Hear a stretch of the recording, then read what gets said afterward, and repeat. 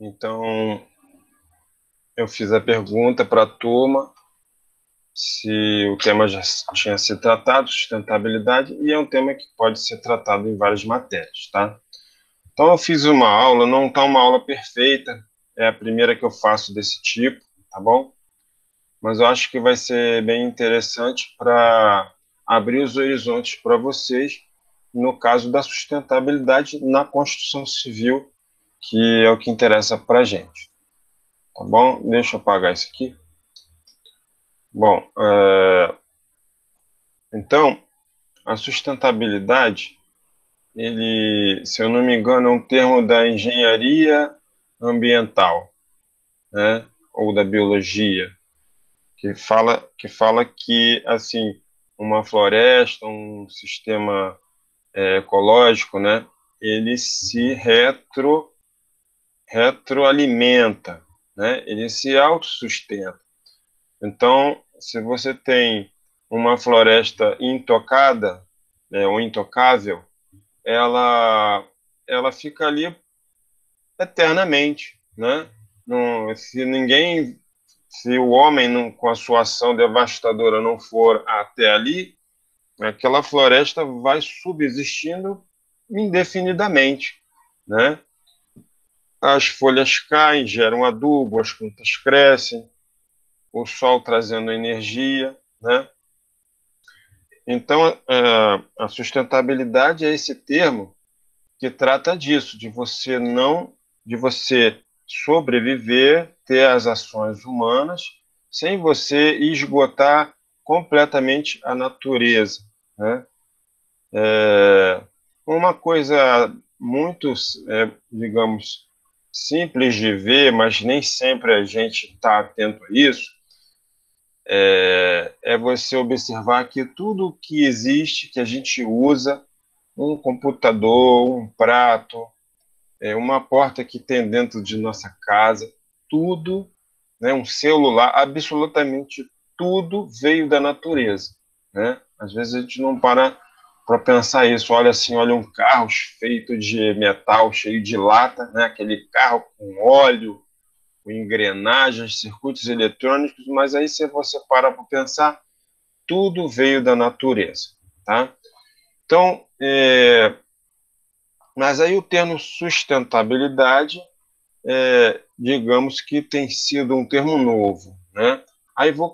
Antes eu vou citar um caso, por que veio, né, se desenvolvendo esses termos de sustentabilidade? Eu vou citar o caso de Cubatão, não sei se vocês conhecem, porque é uma história que é mais próxima a mim, talvez vocês não pegaram esse momento, né? Então, Cubatão, como tem escrito aqui no texto, vou mandar para vocês essa aula, ela foi considerada a cidade mais poluída do mundo. Aqui, ó, pela ONU, apontada como a cidade mais poluída do mundo. Olha que situação. Então, uma cidade em São Paulo que tinha muitas e muitas indústrias, né? Então, na época que eu era criança, eu via, aparecia reportagem sobre o Cubatão, e eram assim, várias chaminés e aquela nuvem de poluição eterna, tá? Aí o que acontece? Começaram a nascer aqui, ó, nasciam crianças com graves malformações nos membros do sistema nervoso. As crianças estavam nascendo deformadas, né? Então, o que acontece? Que acontecia, as pessoas, pessoas pobres não tinham onde morar e tinham que ficavam, né, relegadas a esses terrenos vazios que não tinham dono, e aí eram próximo a essas indústrias. Então, formava ali aquelas favelas, né? Mas o ar super poluído começou a ter esse tipo de problema, tá? Cubatão. Então, inclusive, ó, aqui uma reportagem de uma certa situação onde houve uma explosão nesse local, né? Chamada era Vila Socó, né? No caso, eles construíram a, a favela em cima do duto de gasolina, né? Explodiu, foi uma tragédia e foi no carnaval, né? Então isso já foi assim, são o absurdo da não sustentabilidade se mostrando com várias mortes, né? Outra situação muito marcante, não sei se vocês conhecem, é o Mar de Aral, né? Ou ali na União Soviética. Esse mar, ele sumiu. É tipo uma lagoa muito grande, né? Tinha o nome de Mar de Aral. E foi, acabou, entendeu? Então o que acontece? Aí tem aqui a história falando, né? Então eles, para desenvolvimento da agricultura, eles faziam desvio dos rios que alimentavam esse mar, né? Esse lago, né? E acabou que no final de tudo,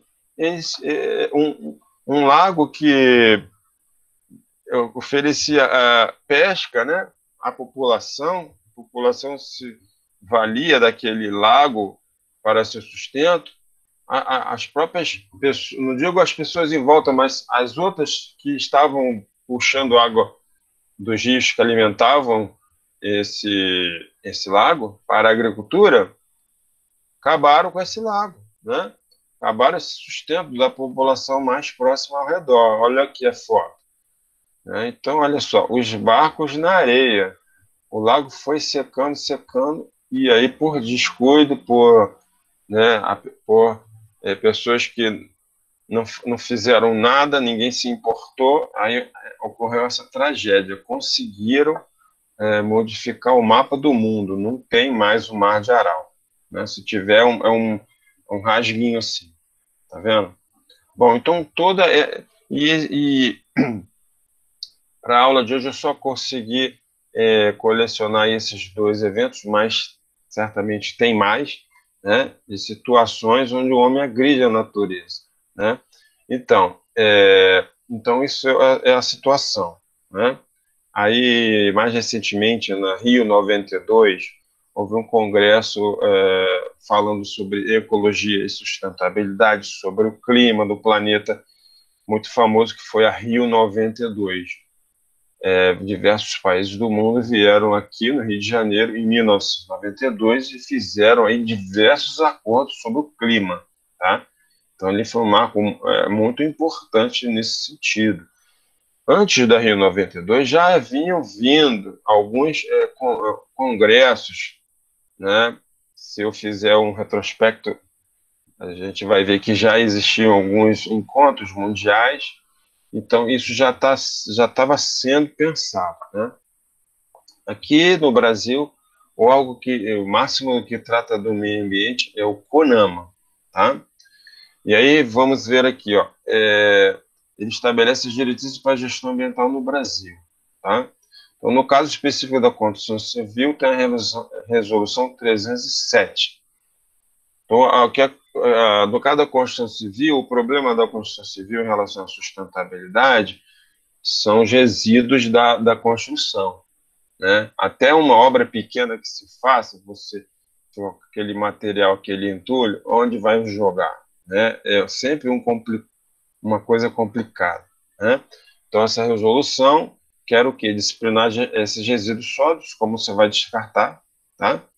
E vai incentivar o quê? A reutilização e a reciclagem, né?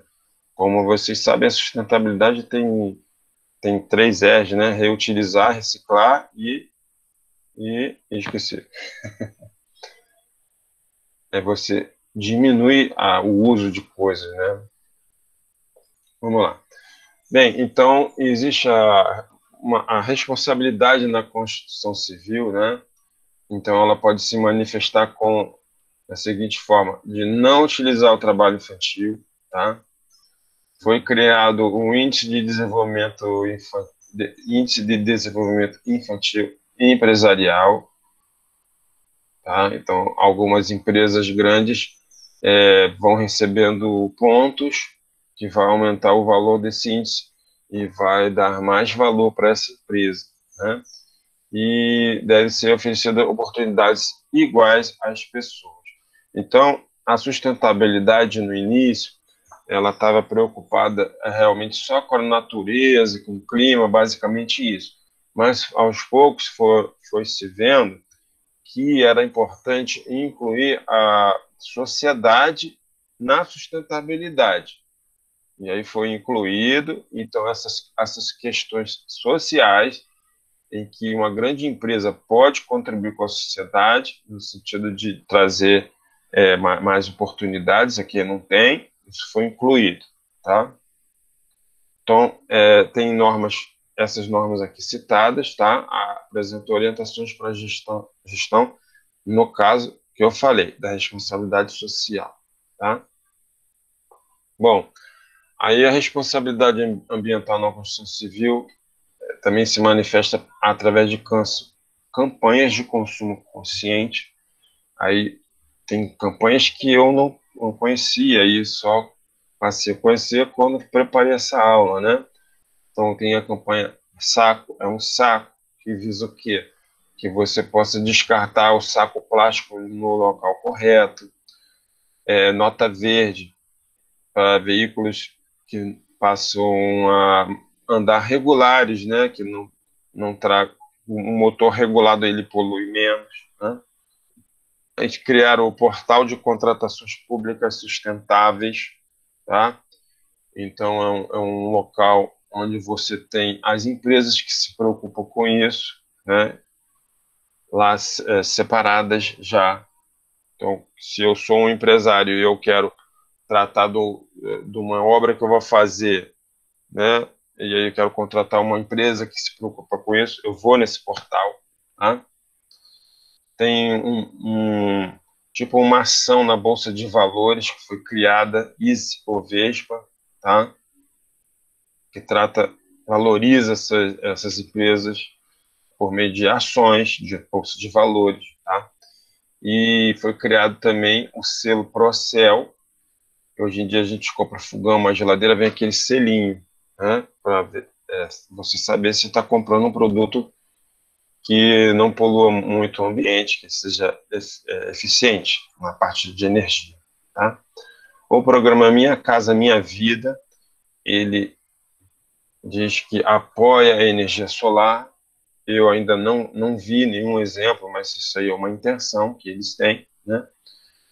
Um sistema integrado de bolsa de resíduos, aí já é uma situação de uma empresa que está descartando, vamos supor, muita madeira numa construção de uma obra. Então, ele faz a ponte entre uma empresa que quer comprar aquele resíduo e a que quer descartar, tá bom? E também essa lei aqui, 2.305, ele diz sobre a responsabilidade compartilhada das empresas no descarte de materiais. Por exemplo, a Leroy Merlin, eu tenho comprado alguns materiais nessa empresa, então lá eles têm um local que eu posso descartar meu resíduo eletrônico, né? Então essa lei ela diz que tanto aquela empresa que está te vendendo, né, e você que comprou, todos têm essa responsabilidade no descarte dos resíduos, tá bom? Bom, então o Procel foi um programa do Ministério de Energia relativo a etiquetar produtos eletrônicos, eletrodomésticos. Aí isso se expandiu para a edificação, tá? Então existe o selo Procel Edifica aí vai classificar a edificação que tem a eficiência energética, tenha boas práticas tanto na construção quanto na manutenção, tá? Aí é o chamado selo Procel Edifica, tá? Agora eu vou falar um pouco sobre as construções sustentáveis, tá? Então veja aqui, ó. Bom, então os princípios da sustentabilidade, para você considerar uma construção sustentável, né, de acordo com o autor Kibert, né, são esses 6 itens, tá? Então você precisa minimizar o consumo de recursos, tudo tratando da construção, né? Então, minimizar o consumo de recursos, para você fazer um bom planejamento na sua obra, uma compra de materiais que não traga um excesso de produtos, que depois você vai ter que descartar, o próprio consumo de água, tá? Maximizar a reutilização dos recursos, então Já há muito tempo empresas fazem isso. Então você tem um tapume de obra, você fez aquele prédio, vai para o outro, você tenta aproveitar esse tapume, né?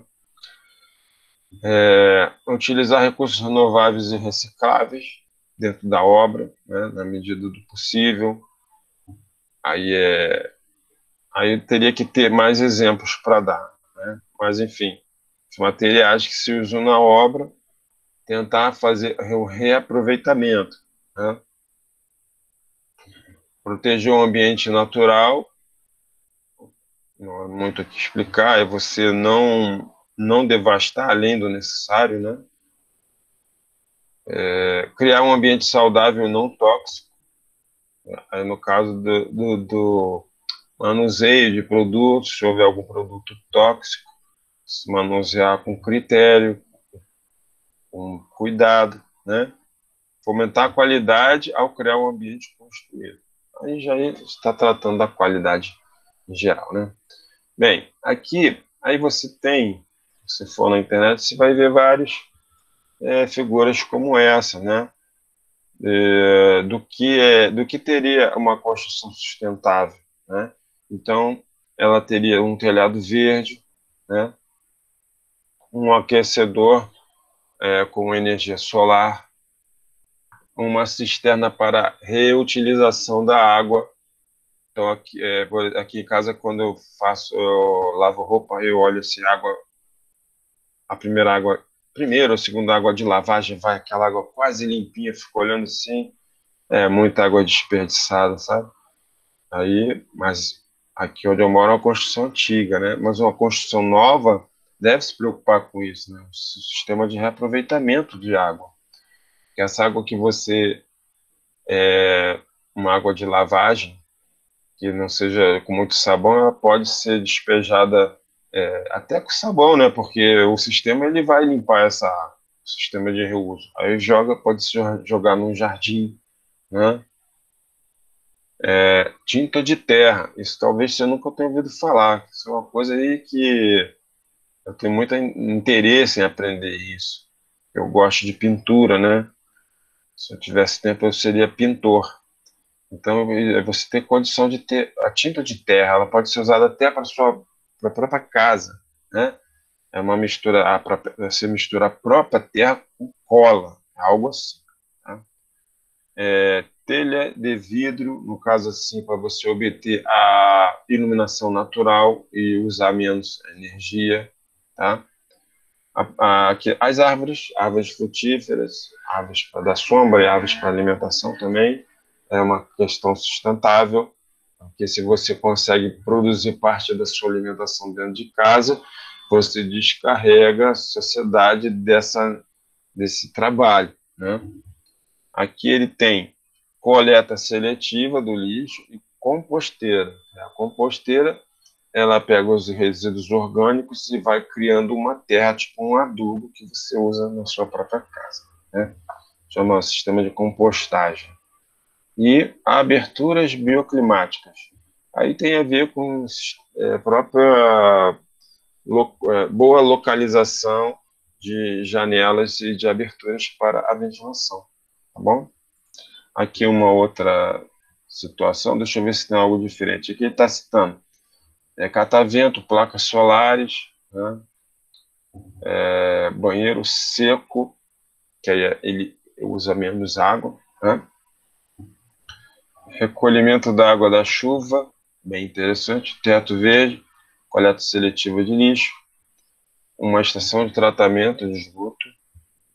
As paredes aqui não dá para ler, mas provavelmente uma parede que tenha um material que não absorva tanto calor, né?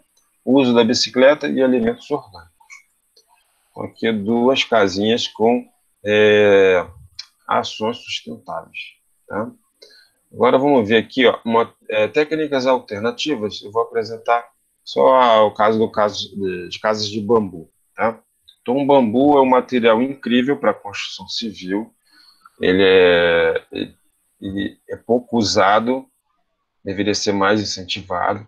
Então, assim, praticamente em um ano, um bambu já cresce para uso.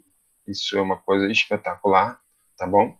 ele é muito resistente, principalmente à tração, e ele é considerado assim um material de construção de carbono zero.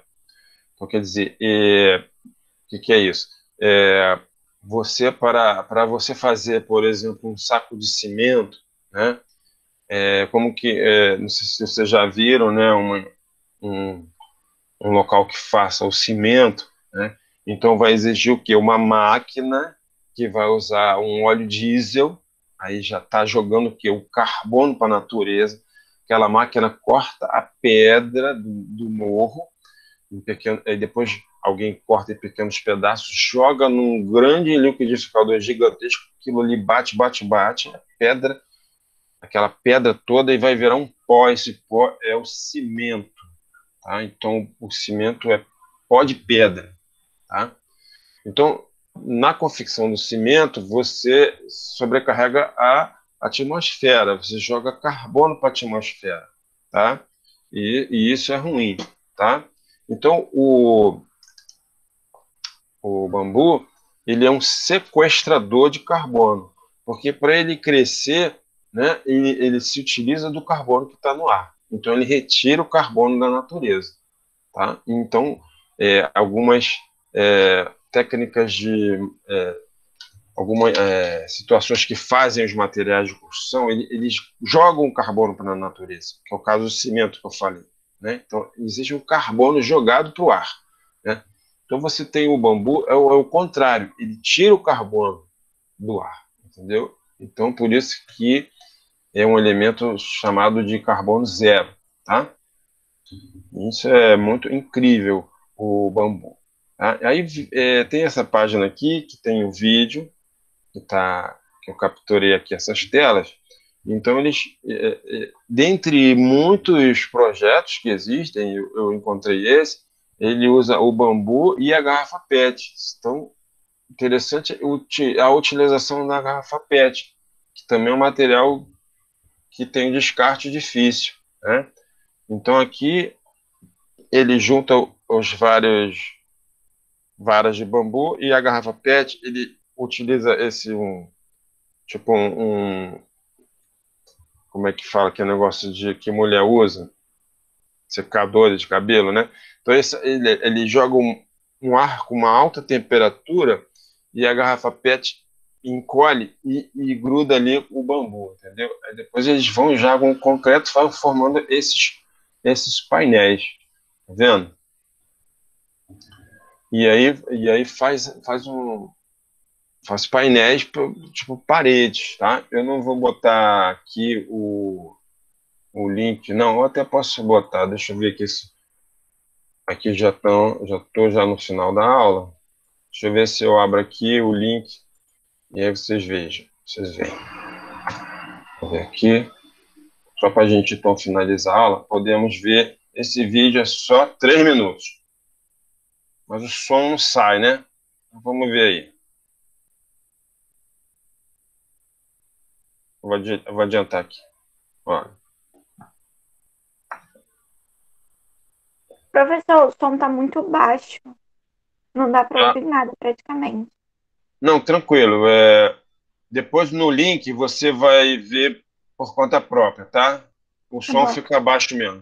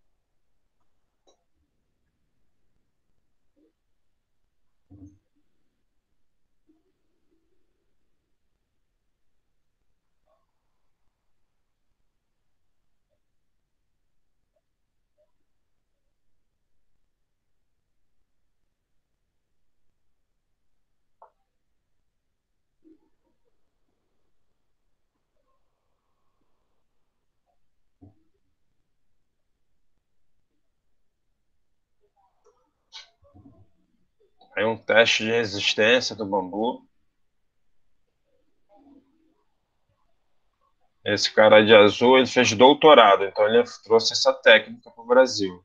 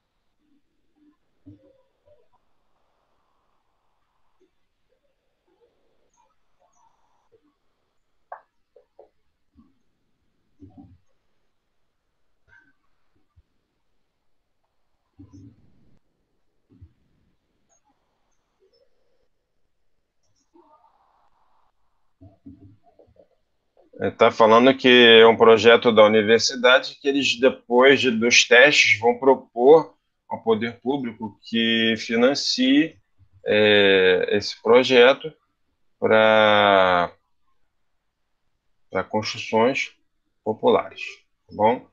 Então eu vou aqui finalizando a gravação e até a próxima aula.